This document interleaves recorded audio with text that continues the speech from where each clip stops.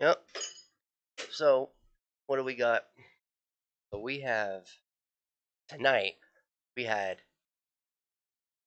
Artur Beterbiev going 20-0. Unbelievable. I mean, I knew it. I saw it happening. Callum Smith, seventh round TKO. He was just working him. He was actually boxing. I mean, the jab. He was out jabbing the guy that normally does the jab, which was it was amazing to see. Like he's definitely coming along with his boxing skill. Johnny Walker, on the other hand, in the UFC, see, not so good. He had a decent first round against Magomed, Anakalaev. Um, but then he got caught slipping, got caught with right hand, and he dropped to his butt, and then Magomed came forward and while he was sitting down against the cage, and that was it. The ref stopped it. He didn't look too hurt, but it was enough to warrant the ref coming in. Um, you know, it just Johnny Walker just can't seem to get a consistent number of fights under his belt. He'll have a couple of wins, and you're like, oh, maybe we got something here. He's so big, you would think. You know who stood out to me the most though tonight? This guy right here, Mario Bautista.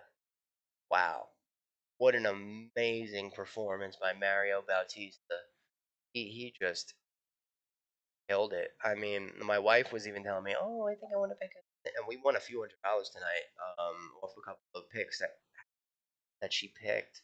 Uh, Amazing. Who was the one that she picked that I was like, about? It was Nicholas Mota versus Tom Nolan. I wasn't sold on him because he was losing to what's his name back in the day, and the fight got stopped as a no contest. Joshua Van, he's another one I'm impressed with, but Nicholas Mota was getting worked by fighting last time, losing to mm,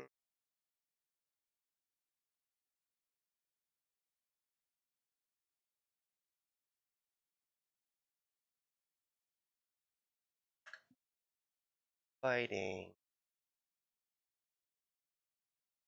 He was fighting like a vet, Trey Ogden. That's right.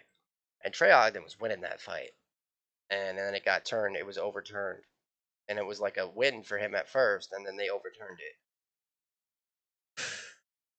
and he was on a loss. So he lost to Manuel Torres, and then fought Trey Ogden, and Trey Ogden should have won that fight. Then they overturned it, and now came back and won against Tom Nolan, an undefeated Australian. That was big. That was a big win for him, and I didn't think he was going to win. Luckily, my wife thought to pick him. This was another good one. He had a good first round, Felipe Bunez, against Joshua Van, but Joshua Van always starting off slow. Slow starter, and then all of a sudden the boxing comes in, and he took over. Weston Wilson versus Gene Silva. This guy, Gene Silva, is a character. Comes out walking slow motion. This dude's a weirdo, but got some hands. Then again, you know, we'll have to see what happens in the future because there's a lot of good strikers in the 45-pound division. Oh, Fareed Basharat versus Taylor Lapilus. Let me tell you this: a lot of people they think that this is the Basharat brother that you out for. I think his older brother is the better one. Fareed, he's good, a little boring. Um, He'd definitely be more exciting if he let his hands go because he's got hands, he's got kicks. He kind of stinks it up a little bit, but he's a good fighter. He got the win, but it was a little boring. Marcus McGee, he's a story. He's the inspiration right now. One of these guys that came from nothing, got the call up to the UFC, and is making the best of everything. I mean, you got to just take your hat off to him. It was a good fight while it lasted.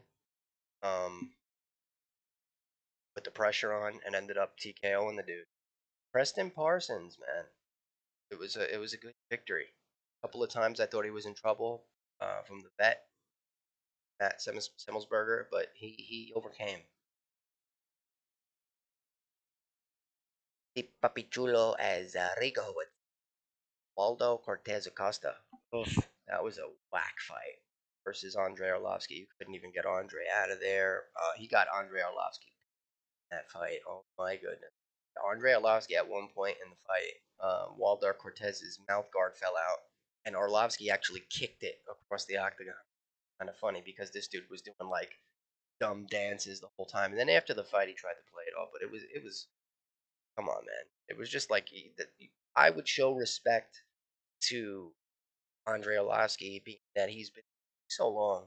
I mean, he's like 40,000 years old. Just show him respect when you're in there. I mean, he got the win, but he gave up a round to, at least on the judges' scorecards, he gave up a round.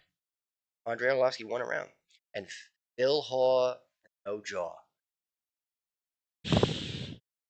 My goodness. He, once again, KO'd. It was devastating. 35 years old. I just think at this point, at this level, either take some time off. I don't even know if the UFC is going to even get him anymore. He's got the look. Got the looks like a fighter, brolic, big black man. This dude Bruno Ferreira just destroyed him. Ricky Simone, Mara Bautista, back to that one. That was a great fight. I was really happy with that. That was another fight that my wife picked. And I wasn't sold because I know Ricky Simone. He likes to sniff the crotch, but he was trying to get takedowns. And Mario Bautista, dog man, watch out for him, man. In that top 10 real soon.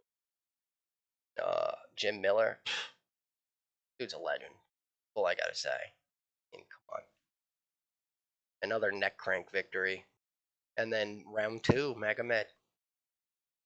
So then that was MMA. That was the UFC event. And go to Artur Beterbiev. And this is a special guy right here. This dude is like literally the Khabib Nurmagomedov, literally from Dagestan. I've been following him for years now. And my friend put me onto him. Hello! Put me onto him.